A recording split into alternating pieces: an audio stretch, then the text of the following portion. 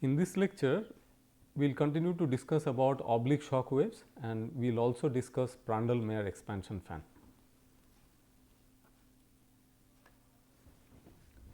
So, last time we had started discussing about the oblique shock. We had drew the velocity triangles. We talked about normal component of velocity and tangential component of velocity.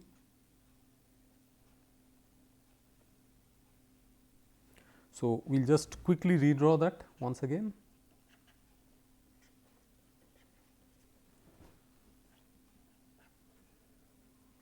We will also mark the deflection of the flow by an angle theta, the wave angle beta, and you may recall that this is the tangential part, this is the normal part. So, we are using the nomenclature u for the normal component of velocity, and we are using w for the tangential component of velocity.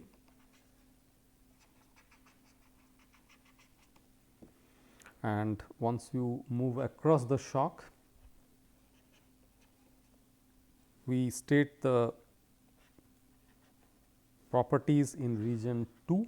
So, basically region 1 is ahead of the shock, region 2 is behind the shock, and remember that both region 1 and region 2 separately are isentropic regions. The properties vary.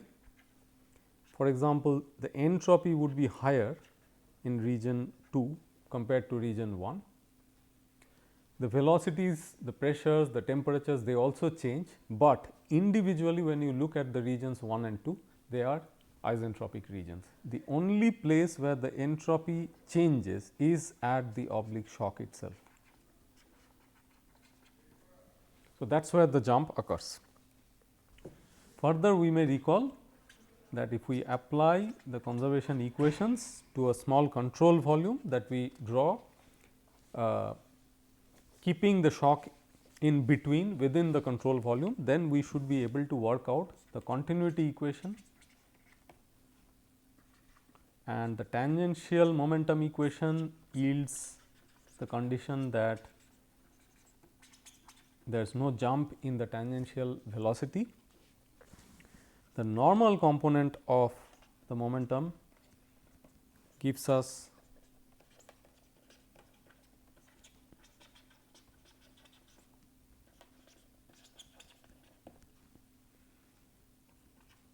the result that P plus rho u square remains conserved across the shock, and finally, the energy equation gives us the result that stagnation enthalpy remains conserved.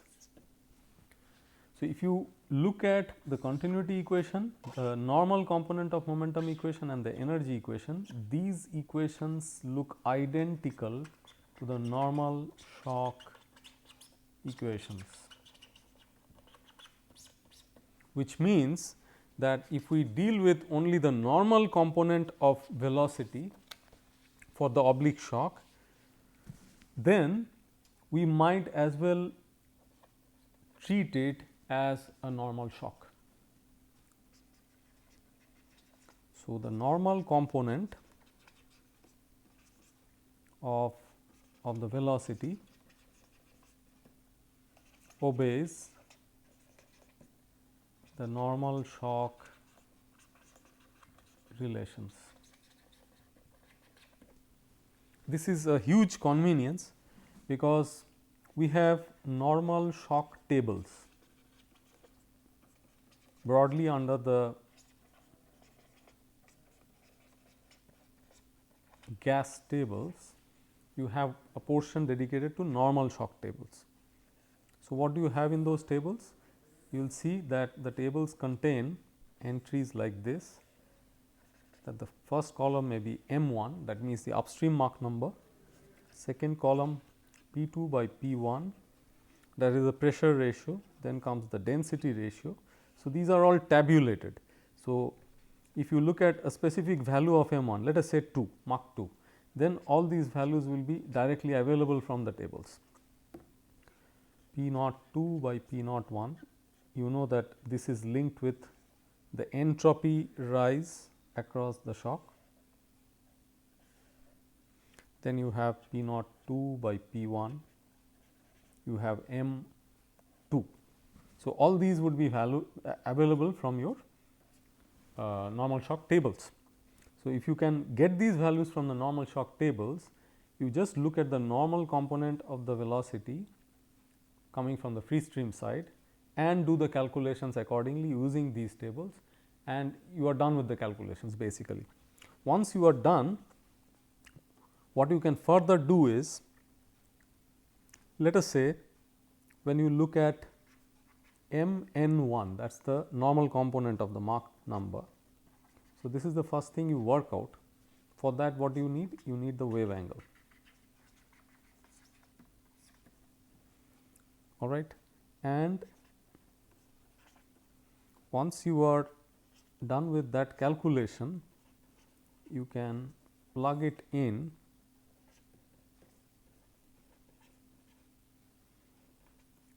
to the equations that you have for normal shock. So, only thing is that instead of M 1, now you are calling it as M n 1, which is being plugged in.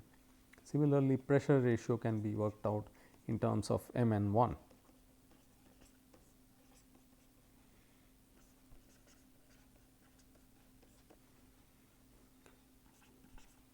What about the M n 2? That is given by this relation, and obviously M n 2 will be less than 1.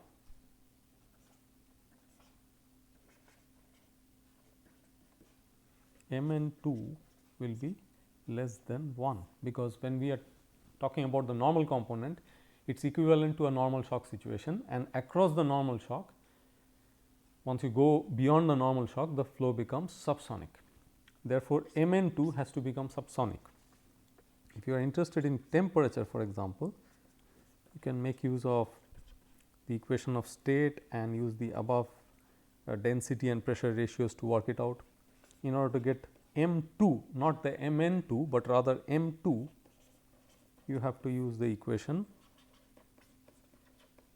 M n 2 by sine beta minus theta. So, if you look at the geometry of the problem, you can make out very easily why beta minus theta comes in here. So, this is your M 2, this is your M n 2, and this entire angle is beta, while this portion is theta. That means, this is your beta minus theta, and therefore, from the geometry you can work this out. So, we now find that in normal shocks, the flow properties were only a function of M 1, the upstream Mach number, while for an oblique shock, what is happening is that the property changes, they are a function of both M 1 and beta. The beta comes in here, because you are basically using the normal shock relations here, and therefore, M 1 and beta, both of them get into the calculations. So, this is one deviation in the calculations. There are some more observations, but before that, let us look at another very important relation which connects M 1, beta and theta. So, there is basically a connection between these three parameters. Without deriving it, we are just stating the final relation.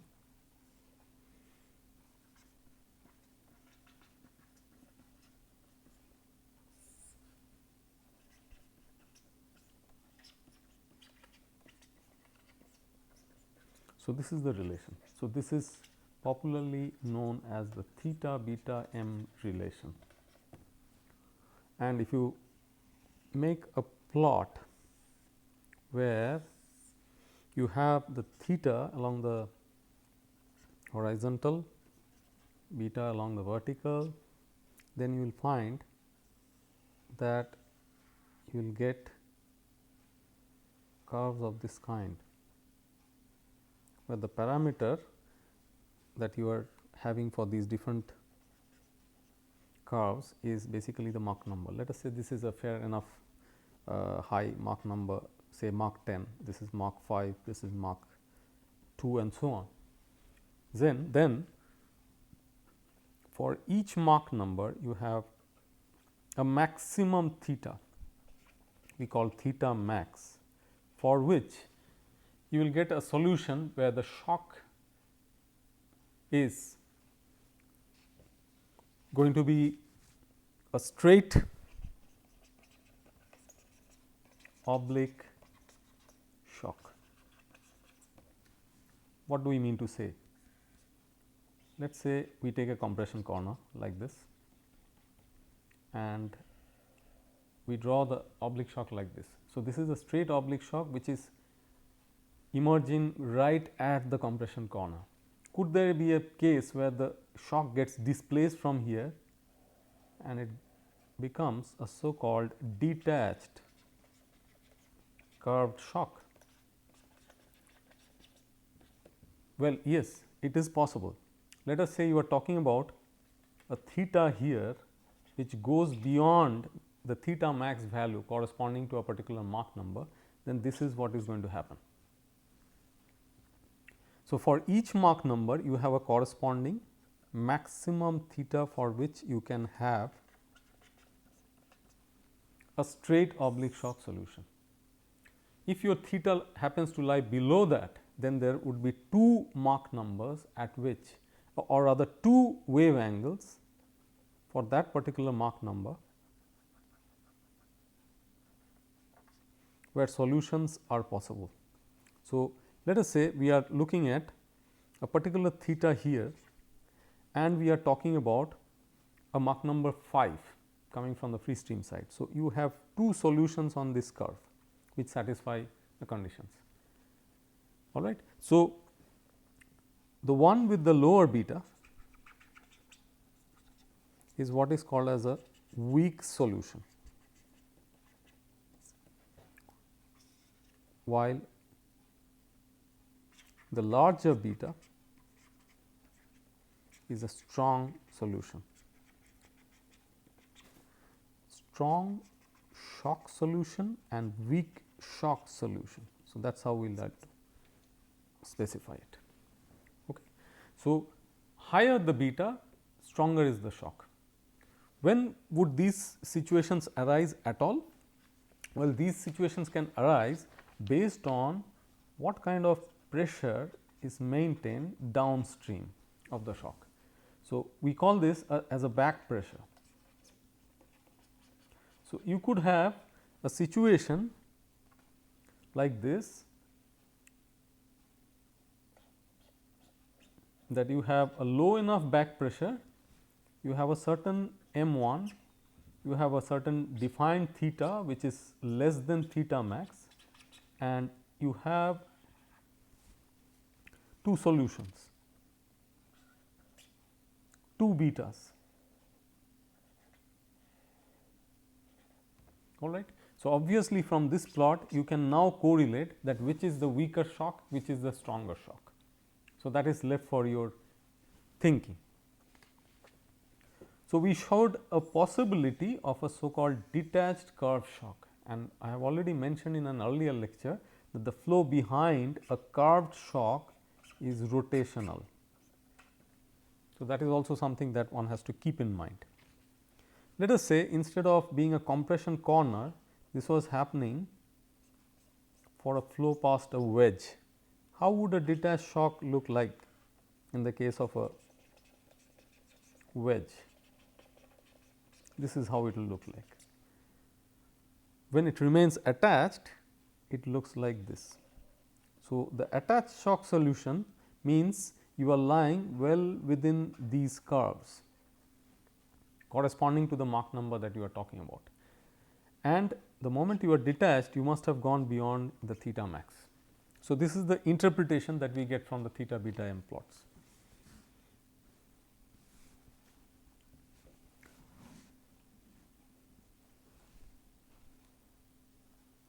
So, when you have a strong shock solution,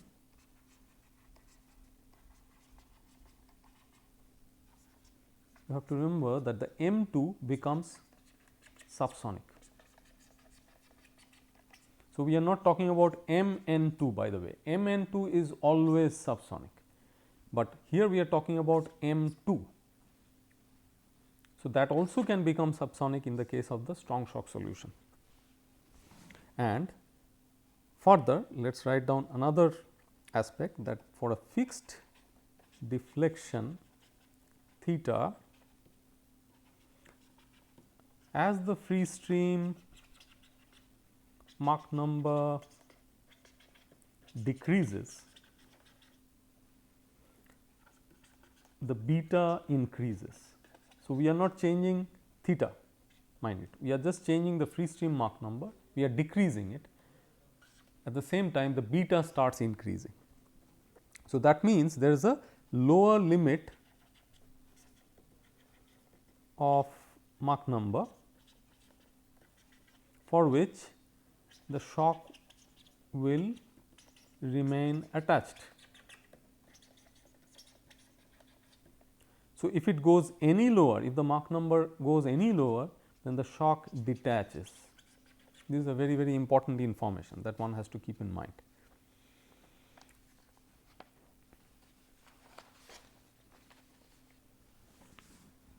Since we are talking about a two-dimensional flow problem here, when we are discussing oblique shocks, there is another very interesting way of representing facts through what is called as the shock polar diagram.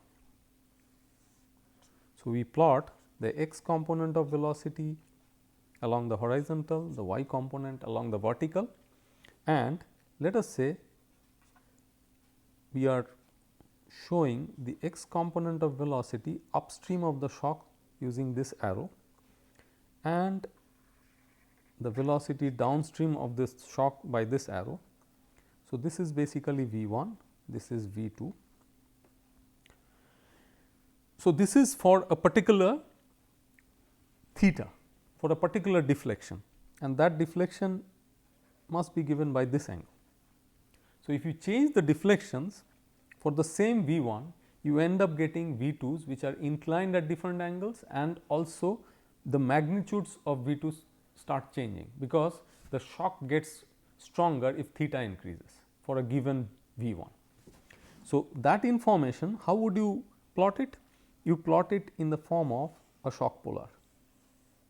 So, you end up getting a locus of points like this, which may look more like this, and then what you are doing is you are basically taking these points and you are plotting to generate this locus, which basically means that you are looking at different thetas, what the solution looks like. So, the V2s corresponding to the different thetas are actually giving you this locus. So, that forms what is called as a shock polar.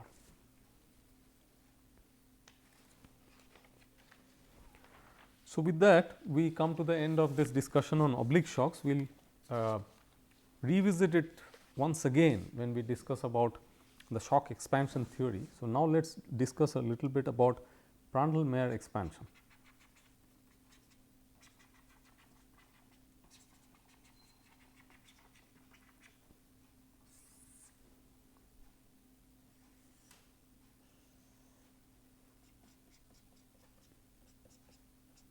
We had briefly discussed about it earlier. So, the surface over here is turning away, and therefore, it is going to expand the flow. Of course, both the Mach numbers in the two regions before and after the expansion are supersonic, but since it is expanding, it is accelerating. Also, if you look at pressure, it is reducing, temperature, it is reducing, density is reducing. It is an isentropic process and therefore, entropy remains identical. If you look at the stagnation pressure, for example, it must remain identical, because it is an isentropic process. Stagnation density also remains identical. Of course, stagnation temperature certainly would, because for stagnation temperature conservation you just need the process to be adiabatic, no more than that. Here you have reversible adiabatic. Now, these angles are very special. This angle is mu 1, the other one is mu 2. We have discussed them earlier when we talked about Mach waves.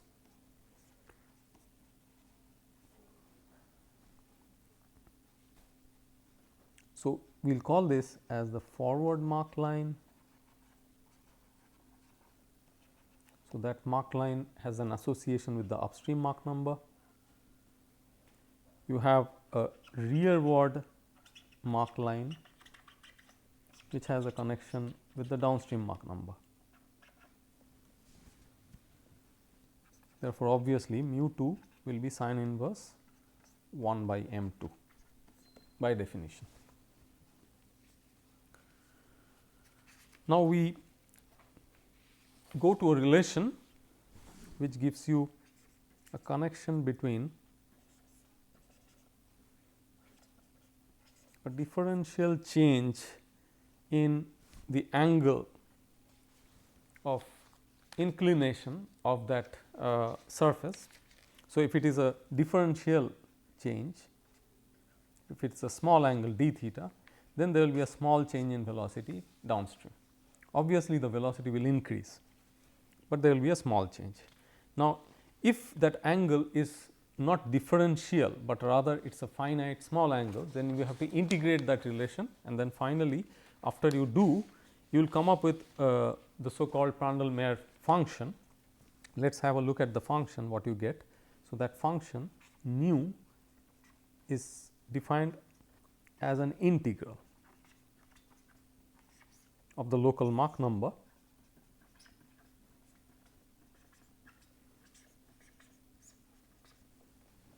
So, this is the integral which gives you the so called Prandtl Meyer function. There are tables of the Prandtl Meyer function where the upstream Mach number, the nu and the mu values are given. Now, once you integrate that, it can be shown that the final relation comes out like this.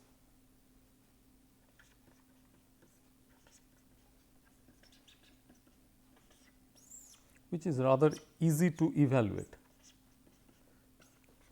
Even if you do not have the tables, you can do it with your own calculators, as long as you know the Mach number. Further,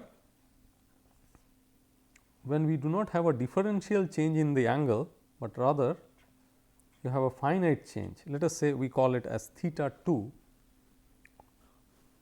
So, that theta 2 is given by the value of the Prandtl Meyer function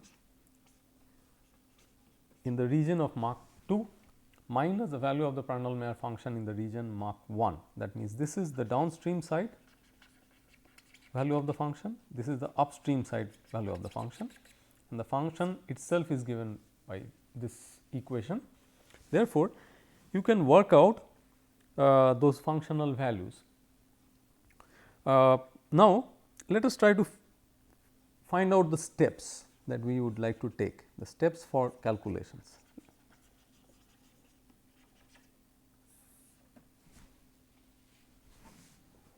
Let us obtain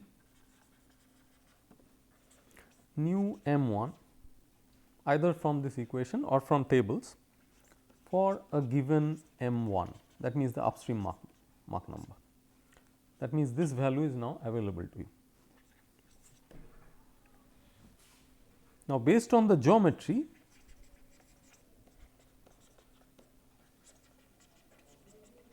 which means theta 2, you know what is nu m2, right, because nu m2 is nothing but theta 2 plus nu m1, which you know already, this comes from your geometry. So, you know the value of this.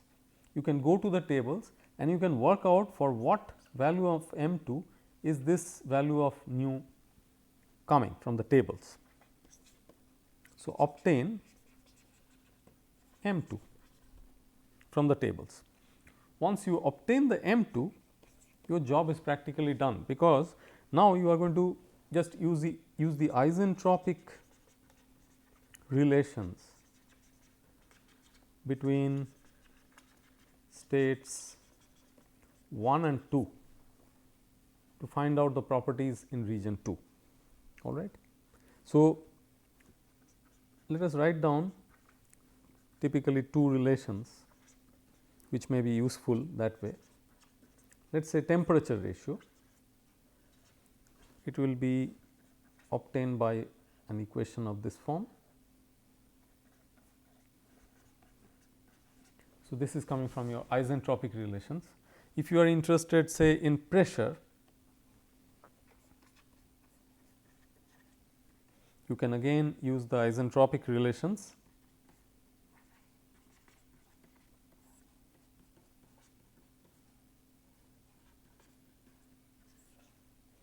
Only difference is in the index, as you can see.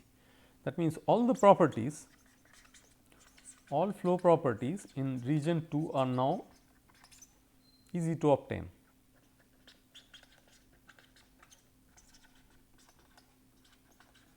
Which means, basically you have solved the flow field across a Prandtl Meyer expansion fan. Now, what kind of application can you look at once you have done this problem?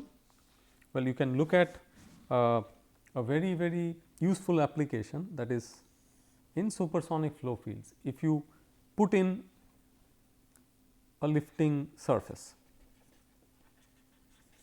then what kind of forces are going to act on it? You can plug in the understanding of oblique shocks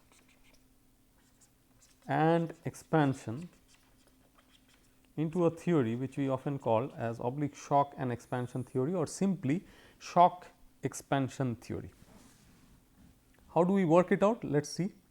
So, the flat plate which has a chord length say c is immersed into a supersonic free stream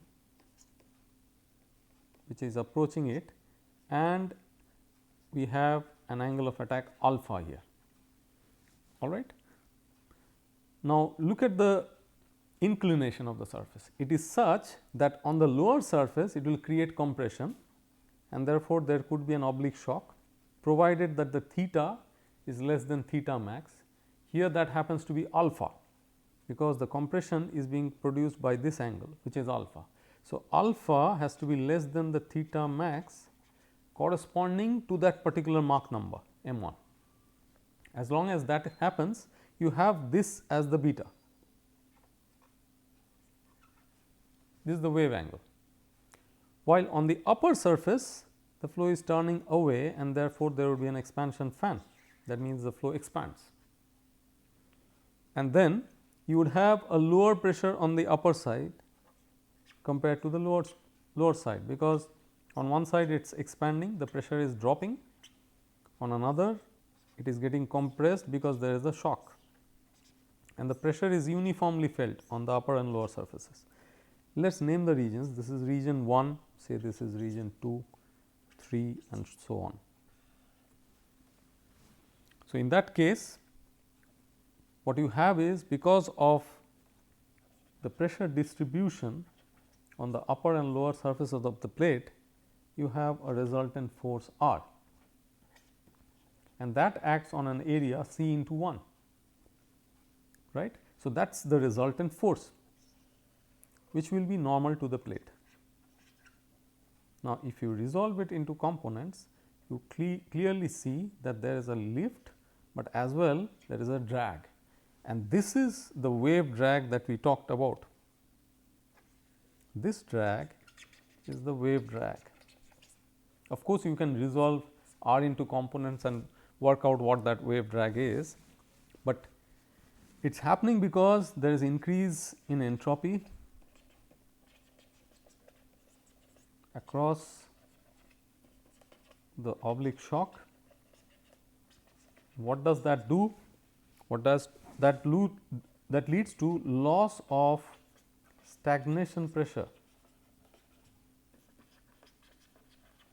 and that is reflected through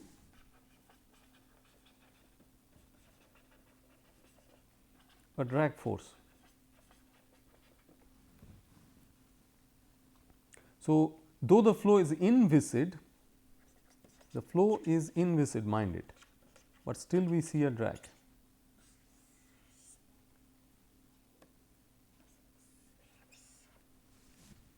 How do we get drag? Of course, we just have to take a component of R. So, it will be P 3 minus P 2 C sin alpha. Of course, as alpha becomes smaller, the drag also becomes smaller correspondingly. Lift is worked out like this. Of course, they are per unit span. This is how you would work it out. Okay. So, we saw the application of shock expansion theory here, but the story is not over. The flow, before it leaves the plate, there will be a compression here, because the flow approximately turns parallel to the incoming free stream, and while it turns, there is an oblique shock formed here. On the lower surface, it expands to turn that way, and therefore, there is an expansion fan. So, there is a trailing edge expansion fan on the lower side and an oblique shock on the upper side. So, there was an expansion fan here at the leading edge and an oblique shock at the lower side,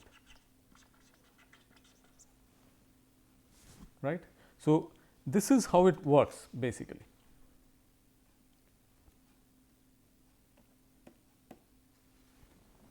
So, in this lecture we discussed about oblique shock and Prandtl Meyer expansion. Further, we discussed about how the concepts are useful for calculating supersonic flow past a flat plate using the so called shock expansion theory. Thank you.